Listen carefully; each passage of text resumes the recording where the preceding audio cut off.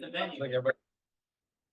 We have enough copies. I gave it to everyone that is present. And has Oh, stuff here. like some more.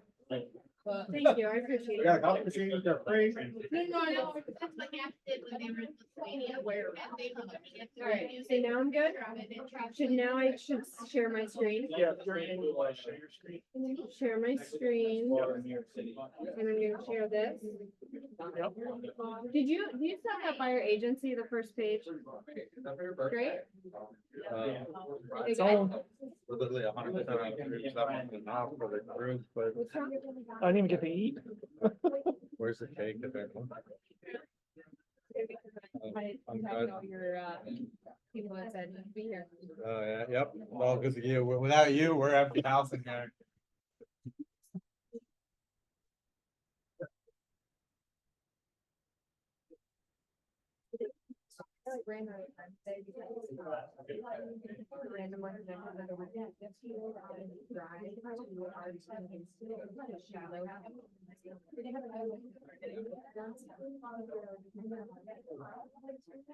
Recruit, how are you gonna recruit them? But then it moving here. Oh, okay. So yes. All right, guys, we're gonna get rolling with Drew, so this is Drew. Drew is the CEO of the Dave Hook team, also Keller Williams Central PA. And the Dave Hook is actually one of our investors here at the Market Center. So Drew, we're super excited to have you here and share your I'm really sorry. amazing knowledge that you have. Thank you. Absolutely. Thank you. So, Hi, guys. without further ado, I need somewhere to put my computer. Do you mind if I put it here? Because they're not techie enough for a clicker. No, don't tell them I said that. Just kidding. Hi, guys. Nice to have you today. I'm super excited to meet all of you. I see some familiar faces in the room. For people who I'm not super familiar with, my name is Drew Richmond. I'm the CEO of the Dave Hook team, as Michael said. And I started my career as a buyer's agent. And so I'm super, super passionate to talk about this subject, buyer agency and earning your fee. And so I'm going to give you guys some tools today that I used 12 years ago whenever I met with buyers, and that our team uses to talk to over 500 buyers a year to be able to earn your fee. Does that make sense? So that's what we're going to do today. What do I need to do to click here? Whoops. What we're gonna do, we are gonna go through a step-by-step guide on home buyer consultations. We're also gonna talk about how to present buyer agency contracts. Anybody see the PAR changes that are starting to happen? This morning they did a webinar. I was excited when I watched the webinar because what we talk about today isn't actually going to change with those changes. So this will equip you with those changes. We're gonna talk about how to disclose your fee structure and payment, and then I'm gonna leave some time for some Q&A. Sound good? Perfect. All right. First things first is a disclaimer. So I'm going to give two disclaimers. First thing is that we're talking about some legal contracts, and I'm not an attorney. I'm not an attorney or your attorney. So definitely use this for general information. If you have an attorney that you know, like, and trust, please consult with them on anything and all things legal. The other thing that I'm going to say is I think, raise your hand, is everybody Keller Williams Realty in this room? Do we have anybody from any other brokerages in the room today? We're good? So, I think you should know Anna. no, she's like, no, I'm here. I'm here. So we're good. We're good. We can talk about commissions here. If we are talking with agents who are outside of our brokerage, we can't talk about commissions that violates antitrust. So we're good to talk about specific commissions here. Make sense? All right. So I'm gonna start with a story, and forgive me, I've told it a lot of times, but I still have to read it. Okay. So I want you to imagine this. So the owners of a giant ship found themselves in a pickle one day when their ship's engines failed. The ship owners tried one professional after another, but none of them could figure out how to fix the broken engine. Day by day, they lost money while the ship was at port. They brought a man in who had been fixing ships since he was young. He carried a large bag of tools with him, and when he arrived, he immediately went to work. He inspected the engine very carefully from top to bottom. Two of the ship's owners were watching over this man, hoping that he knew what to do. After looking things over, the old man reached into his bag and he pulled out a small hammer. He gently tapped something and instantly the ship's engine roared to life. Carefully put the hammer away and the engine was fixed. A week later, the owners received an invoice for $10,000. What? They said? That's crazy. He hardly did anything. Please send us an itemized invoice for your service. So the man wrote to the owners an itemized invoice. And the invoice said, tapping the engine with a hammer, $1. Knowing where to tap, $9,999, right? So our effort is important. Our effort is definitely important, but I believe that we earn a high fee as real estate agents by knowing where to direct that effort. Make sense? Good stuff. So I'm gonna ask the question, what are your services worth? Now, I saw a post floating around Facebook at some point that had this like 101 things that a real estate agent does, right? And there was like all these like checklist items. We schedule inspections and we send paperwork, right? Everybody's seen that message that's gone around? And I am not disputing that we don't do all of those things, but I am disputing that that is not where we earn our fee by completing a checklist item. Make sense? So we think about some professions that complete a checklist to earn a fee. Can you guys think of any? Help me out here. Who completes a checklist and gets paid on it? Damon, a home inspector has a checklist of things that they have to measure and do and earns a fee. And what's a home inspector get paid? $250, $400, right? Give me another profession. In or outside of real estate.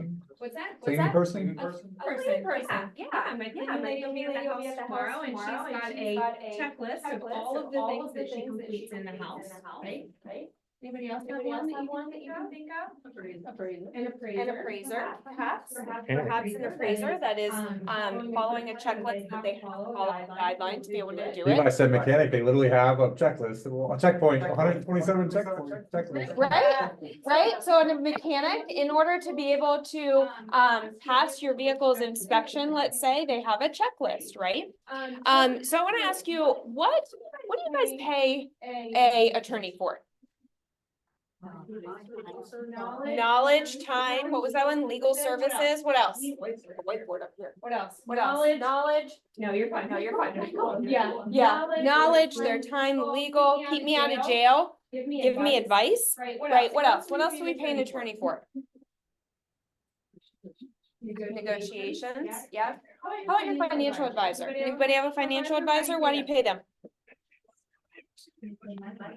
To make you money. To act in your best interest, right?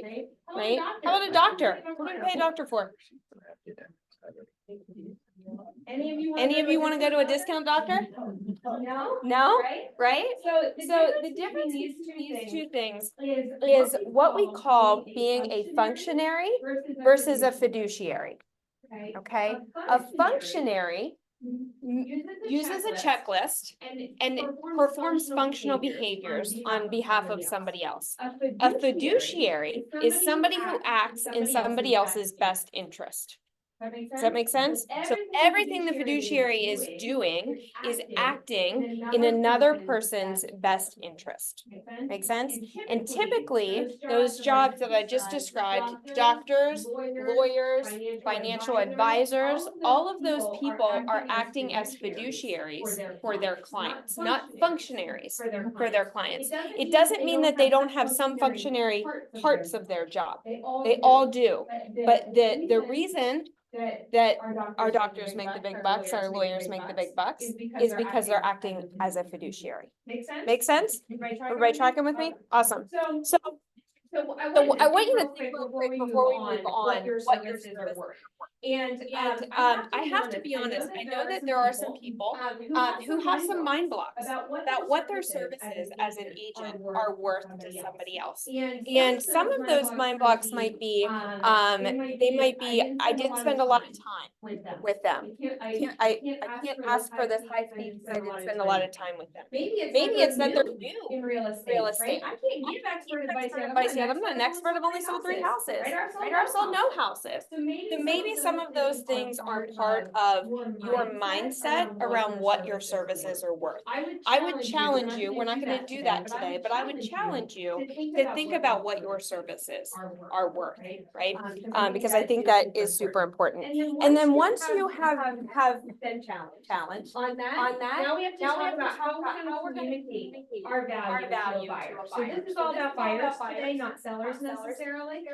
So how do we communicate our value to a buyer? So one thing you could do is that checklist that I told you about, that I saw floating around Facebook. Search for it, you could probably find it. You could use that, and you could sit with a buyer and you could give them that visual representation of what your services are worth, right? But there's some other ways as well, and I'm gonna share them with you in a second. But here's the thing, we're not gonna talk about our value, we're not gonna talk about our fee until we're not gonna talk about our fee to a buyer until we've given them value.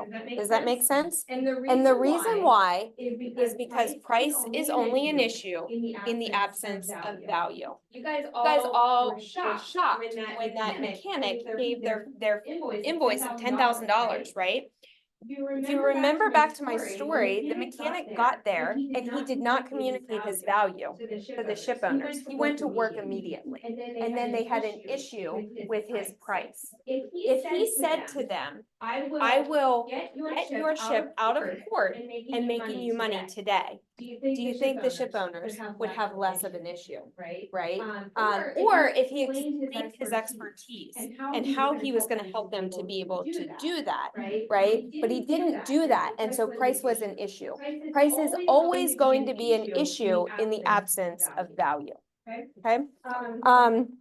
And so I recommend that you do some type of visualization of your value to a buyer. So this is what we do on our team. You can find something like this online. There are lots of them out there. Before I had this in my buyer consultation, I had one from, I can't remember what company, but it was called like the Purchasing Pathway. If you want to Google that, that's a place you can find it. And what you're going to do is you're going to use this in a consultation with a buyer to help them through the home buying process, okay? So you're going to start with a needs analysis with a buyer because they don't care about all the things you're gonna do about them until they know how much you care about them. Right? I didn't say that. I didn't make that up. People don't care how much you know until they know how much you care. And so you're gonna start your consultation with a buyer, getting to know them and what their biggest fears and concerns are, right? What do they know about buying a home? What gaps do they have in that? What are their goals? Why are they buying a home in the first place? And what will that actually do for them and their family, right? So you're going to learn in this consultation with your buyer, what is important to them, what they know, and then you're going to act as their guide. Okay, so you're going to act as their guide through this entire process. You're going to help them to know, understand from start to finish what it looks like to buy a home and what your role is along the way. Does that make sense? This is one way that we're going to communicate our value. This is one way we'll communicate what we're going to do for them in exchange for our fee. Make sense? Okay, we are rolling through this. Great. So after you've done this, who has ever told a buyer? Right? This is gonna be perfect. It's gonna be so great. You're gonna buy a house, it's gonna be amazing. It's gonna be so smooth, right? When things go wrong and you see that, who do they look at? They look at you. It was your job to help me through that, right? So instead of that, I like to tell them about all the things that are gonna go wrong. You can't see that because of the Zoom thing there. How do I get rid of that? There we go. There we go. We're gonna talk about all the things that are going to go wrong when you buy a house. Guys, there is like sometimes $250,000, $500,000 in real estate being exchanged. And there's like a dozen people, right? There are so many factors that could go wrong. We had a transaction last week that buyer got cold feet 3 days before settlement. decided to back out and lose their deposit on that. There were 4 more transactions happening. There were 4 more transactions happening as part of it, right? Things are going to go wrong. We need to communicate to our buyers that there is a chance That these things could go wrong, and it's my job to to provide you with my knowledge, my expert advice, and all of the pros and cons based on what I learned about you and your needs analysis and what was important to you to be able to navigate that. Does That makes sense? Yeah. Yeah? You guys like that? Vibing with Vibing with that? Awesome. Awesome. So now So now that we've articulated our value, we've learned all about we've learned all about what this buyer needs. We're helping guide them and helping through them and understand what what our role is along along the way. We're helping them helping them understand that there's going to be things that go wrong, and it's my job to provide you with expert advice to to be able to help you through that. Only Only after we've shown our value, we're gonna ask the buyer a couple questions. So the first thing we're going to ask them is, is, do they do they know what they're entitled to in the state of Pennsylvania? If you're If you're taking notes, write down that question. It's a great opener, opener to get to the next steps. Do you know what you are entitled to in the state of Pennsylvania? Who knows how many states have buyer agency? What do you- 38. They all do now. 28. Up Up until the NAR settlement, settlement, which by the way, the NAR settlement does not require an actual, It it requires a written form, but not an actual buyer agency form. Up until that time, Pennsylvania was one of the 8 states. states. One of 8 states that practice buyer agency. So as you're seeing so much of this national news, the sky is falling about buyer agency, it's because all of the other states didn't have this before. But we are lucky in Pennsylvania that we do and have had buyer agency since the late 90s. And we're gonna ask the buyer that question, do you know what you're entitled to in the state of Pennsylvania? You are entitled to an agent to work in your best interest. You're entitled to an agent to work in your best interest, Okay. okay? And I did see the new buyer agencies and they actually say that now. It's right under buyer agency contract. It very plain language says you're entitled to an agent to work on your behalf in your best interest, right? So after we've done that, We are gonna entitled to an agent to work on your behalf. We are going to talk about the next steps. So the next steps are we're gonna go over consumer notice. We're gonna go over the document that hires me to be your agent. We're gonna start shopping for homes. And I love saying the word shopping for homes because, that's what buyers wanna do. Right? Like we use all of these words that are industry type of words, right? So I don't even love saying the words buyer agency. I love saying we're gonna go off the document that hires me to be your agent, right? And then we're gonna start shopping for homes and use plain language for them. Make sense? Make sense? Okay. Okay. All right, so next steps, we're gonna explain buyer agency and fee. So, I put a link on here. I know that Michael will get it talked to you if you don't have it. PAR has a fantastic resource that has guidelines to talk about all of your forms. If you If you didn't know that, I see I see Kat smiling over here. PAR has guidelines to talk about all of your forms. I'm not gonna give you all of those today, but there's a place that you can go to do that. And now that we've talked about being entitled to something in the state of Pennsylvania, we're gonna tell them about our fee. Make sense? Make sense? Okay. Okay, I see my note takers because I'm about to tell you what I say. Every Every time this is what I say. Every time I say, the the fee for my service is X X and blank broker fee. The fee The fee for my service is X is X and blank broker fee. It's my practice to accept compensation that's offered by the seller. The The fee for my service, for all that stuff I just showed you, is X and Y broker fee. It's my practice to accept compensation offered by the seller.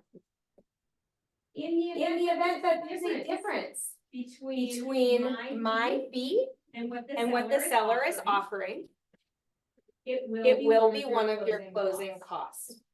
And That's very important, those last words. It will It will be one of your closing costs. Who else has closing costs in a transaction?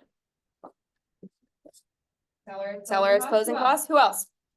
Who else has costs, fees in a transaction? Come on. Title, loan, inspector, right? So why is it ludicrous that we have a fee? Like, why are our heads so blown and it's so hard to talk about the fact that we have a fee for our service, right?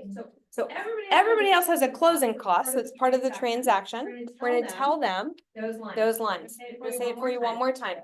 I'm gonna say it for you one more time. So So the fee for my service is X and Y and Y broker fee. broker fee. And it's my And it's my practice to accept compensation that's offered by the seller.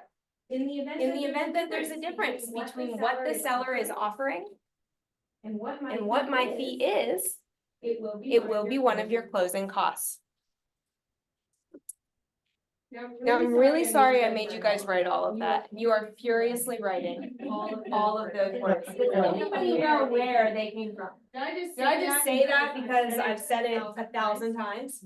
Cat knows. God knows. Everybody Everybody look down at that printout I gave you. It It is on the first page of your buyer agency contract. You are given a gift by the state of Pennsylvania that tells you exactly how to talk about your fee with buyers. It doesn't tell It doesn't tell you how to do your value necessarily. necessarily. You could extrapolate, right? And I don't have one of these. Can I steal yours for a second? I don't have my glasses on either. So we are looking, guys, at number 2. And B, B1 and 3. See that? You're like, oh my gosh, there it is. It says It it says in it in plain plain language. language. The fee The fee for my service is X and it's my practice to accept compensation offered by the seller. In the event that there is a difference, it'll be one of your closing costs. Now, guys, I didn't give you everything today, right? Somebody's gonna say like, don't you have to say it's negotiable and there's no set fee? Yeah, say all those things too, right? But I'm talking to you just today about how to talk about your. Does that make sense? What do you got? What do you got? So I heard you say that in February, one of the webinars that you did. And I started adding that into my language. And just since then, this year, I've earned an extra $6,000 just by using that site. That's amazing. We're gonna do some math together now. She's a good segue. Everybody get out your phones, you taught lunch, you're tired in the afternoon, we're gonna do some math together. We're gonna do some math together. So I want y'all to, what's our average sale price? 300-ish? Okay. I want you all to take, 300 times 0.05. 300,000, I'm sorry, 300,000 times 0.05. What do we got? What do we got? I didn't do that. I didn't do that right. Take 300,000 times 0.005. That gets you 1,500. Okay. So I've heard people say to me, I've heard people say to me, seller's seller's offering offering 2.5, that's good enough for me, Right? right? If you were to collect that extra 1,500, if if the the fee was 3%, it would be it would be 1,500 1,500 for that transaction, right? right? How many How many transactions transactions do do you you want want to do in a year? Cat wants to do Cat wants to do 34. 34. 1,500 times 34. $64,000. Cat, what would Cat, what would you do with $64,000? That's an excellent question. I. Go to Disneyland. No, I know. I went to that some way, I decided how I was going to use it to purchase my bed and breakfast. Done. And so far you've made $1,000 since February. $6,000 since February. I can tell you what I would do with even $6,000, right? I know what I'm doing with that money. That money I had earmarked, right? And so, I can't necessarily help you if you have a mindset that I'm not worth an extra $6,000 or an extra 1,500 in that transaction. I believe that I am in my expert advice that I give to somebody. And so I just have the tools and I'm able to communicate it and collect that. I love hearing stories like Kat's. It gives me life and energy. It's why I keep doing this for people. We had a young agent at Keller Williams of Central PA. She was brand new. She was on her second transaction and she was representing a buyer who was purchasing a mobile home. And the commission offer was really low.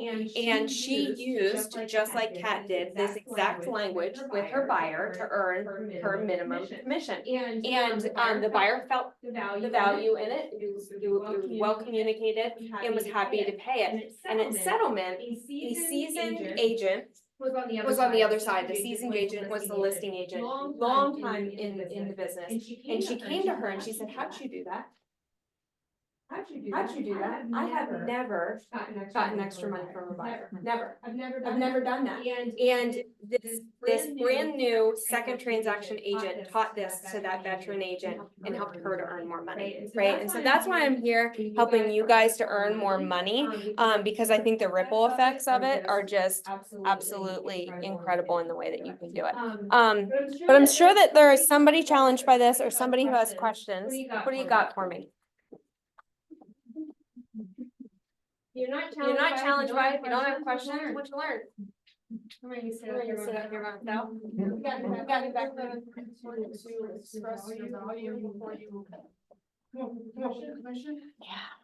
Yeah, before you talk about your fee, right? I have sellers all the time who call and ask the question right away, what's your fee? What's your fee? I will never tell them on the phone what my fee is, because I'm not giving them any value first. I haven't given them any value first. By the way, if I do have a seller who asks that as my fee, it is 3%. Right, It's not 6%, because my fee is 3%. We'll talk about higher agent compensation, right? But I never do that. I have agents. Many of you, you've all interviewed with Keller Williams, you're all here, right? And I have agents who ask me, first question out of their mouth, what is your commission splits? Right? Right? Do you guys think I answered that question? No, I haven't shown them any value yet. I haven't shown them any value yet, so I'm not gonna talk about my fee until I show them value and they understand, right? And they understand. I told you guys I started my career as a buyer's agent with Dave Hook 12 years ago as our first agent. If I would have asked him what our commission splits were, I would have made a decision not to join the team and I would not be standing in front of you today, right? And so we can't give our price until we give our value. What else? What questions do you have? What are you challenged by, or what did you learn today? Help me out here. Somebody. Know your worth. Know your worth. Yeah. How long have you been in real estate? Since February. Do you feel like I can give expert advice yet? I don't know. I feel like I can give fairly good advice. I feel like as learning from the vendors, I've done improved, but I could get to understand.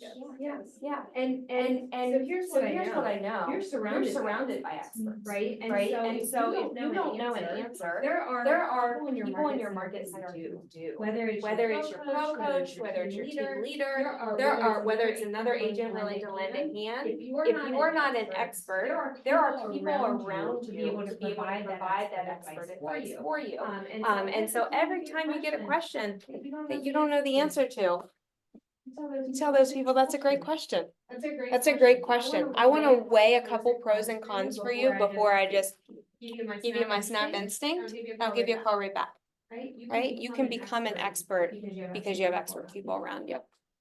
What else? What other questions do you have? Yeah.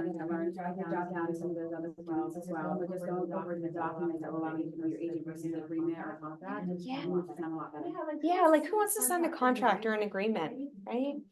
No. I used to say about buyer agency, if you were gonna sell your house, you would sign a document that allowed me to put a sign in your yard, right? And represent you in your best interest. This is what I do for a buyer. This is my hypothetical sign in your yard.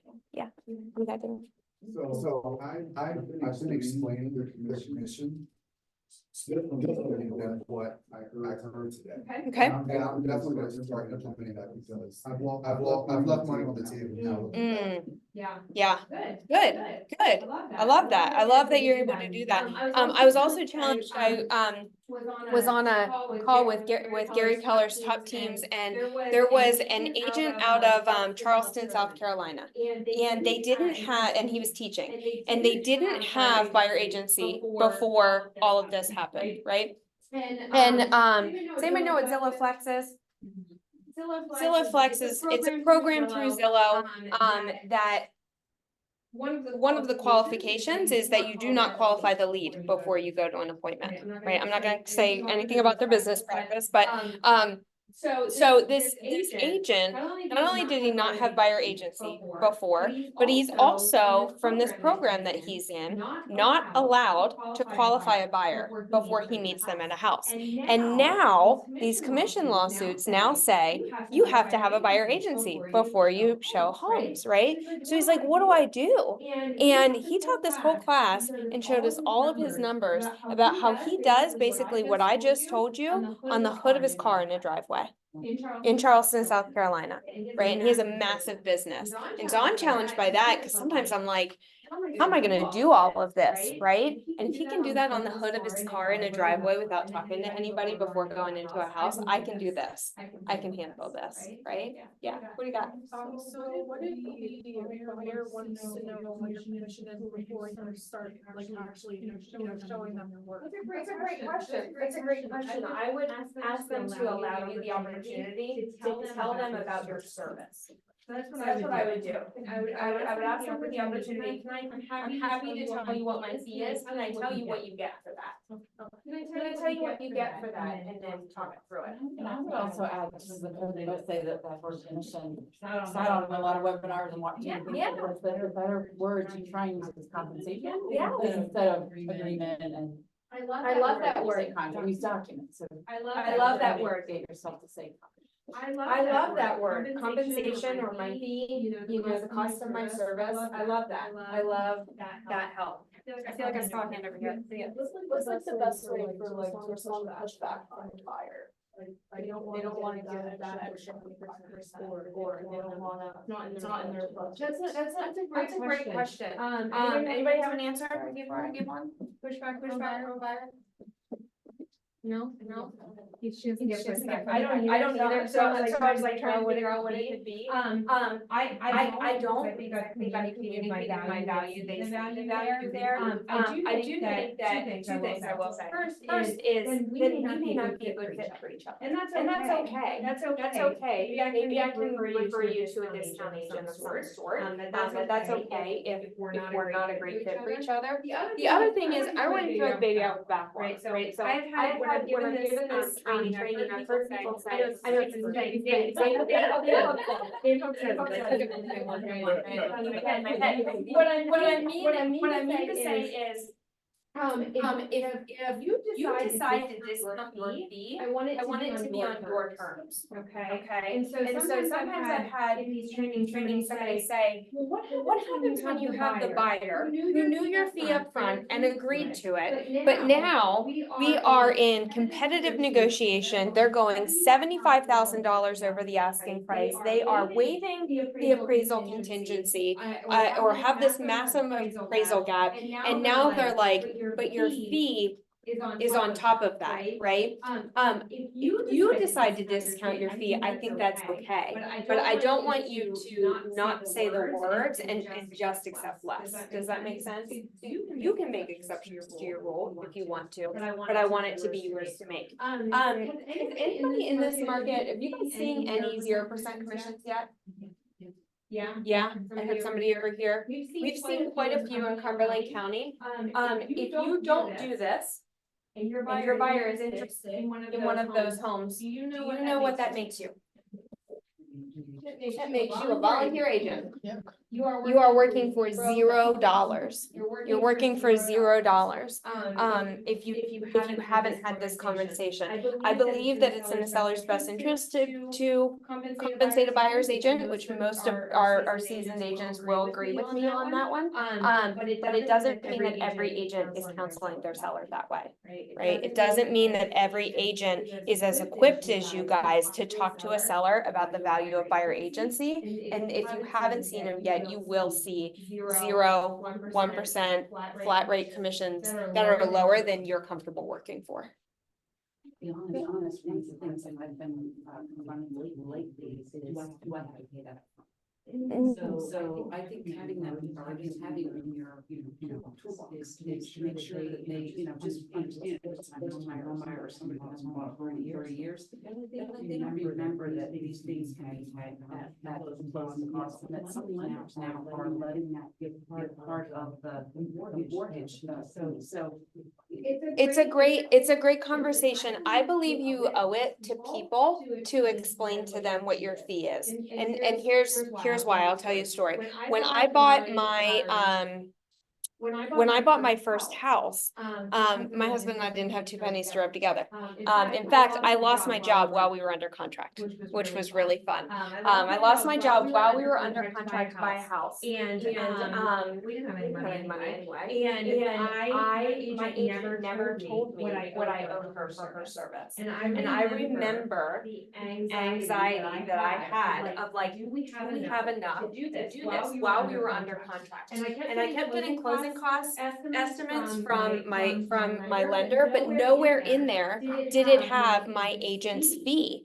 And I remember having to have the very awkward conversation with her of how do I pay you and what do I owe you as part of this? And she was like, oh gosh, my fee's covered by the seller. I'm like, why didn't you just tell me that up front? Right? I remember being like young and so worried about that. And so if you're not talking about this with your buyers, they don't assume you're working for free. They don't assume that you're working for free. So I do believe that you owe it to them to tell them. Yeah. That's happening. What's that? Buyers, I know that, they are serious, oh, the realtor has to pay you. Yeah. It's happened to me. Yeah, for sure. Question, I've never asked for a brokerage fee upfront. I'm wondering if that's not something that, if you have a short-term relationship, you're running around showing like, buy houses. Yeah. And all of a sudden, that relationship can end. Mhm. Is that something that? It's a great question. The new buyer agency form, if what has been proposed goes through, the new one on page 1 has a retainer has a retainer on that you can choose to, you can choose as part of your buyer agency to require a retainer up front, with some terms around it, if that's something that you choose to do. So there's the language. There before the broker fee could be paid at that time of signing or at selling. They use the word retainer now. They made it more, what is it, conspicuous language, I think is the word. Yeah. And so you may decide that you're going to do that. You may decide you're going to do that, for sure. What questions do you have? Where are you challenged, or what did you learn? People don't care how much you know until they know how much you care. Yeah. Have you ever been in a situation where somebody's just like telling you all of this stuff and you're like, cool, right? Cool, you're the best agent there is, right? At first they want to know how you're gonna help them and how much you care about their family through the process. Yeah. Anybody else have anything? No. All right. I'm glad that you guys got some stuff out of this today. Use your resources in this building. They are incredible. Whether it is your fellow agents who have been doing this for a lot longer than I have, whether it's your pro coach, whether it's your team leader, use all of those resources for sure. If there's ever anything, as Michael said, Dave is an investor in this market center. We have an office in this building now. Aaron's working in it. And I'm here, somebody from my team is here about once a week. But if you ever need any kind of one-on-one, give me a call. Happy to help with anything. Book an appointment with me and love to be able to help you in any way that we can. Thanks so much, guys. Get out of this room. You've been in here forever. All right. Not Burbank, though. No, that's not how we play. That's how we get around here. Behind it. That's what you want. I don't want to cover two of you. I want to play Bourbon. Well, when I do this, it will.